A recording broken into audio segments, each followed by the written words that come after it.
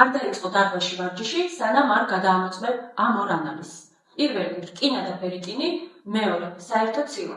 თუ გაქვს რკინის დეფიციტი, ესე იგი შენი უჯრედი განიცდის ჟანგბადის ნაკლებობას. ამიტომ თუ შენ დაიწყებ ინტენსიურ ვარჯიშს და დიდ დატვირთვას მისცემ შენ სხეულს, მას რა თქმა უნდა დაჭირდება უფრო მეტი ჟანგბადი და ეს გამოიწვევს იმ დარჩენილი მარაგების ჩაცვას, რაც დაგროვილია ფერიტინის სახით. ამის ხარჯზე შეიძლება ცოტა ხნით გახდე უკეთესად, მაგრამ ერთ-ორ კვირაში უბრალოდ წაიქცევი.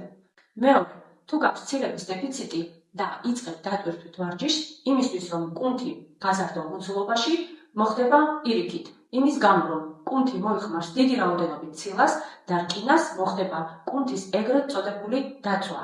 ამას შემდეგ ვცნობ იმით, რომ ვარჯიშის შემდეგ გექნება კუნთების ძლიერი ტკივილი.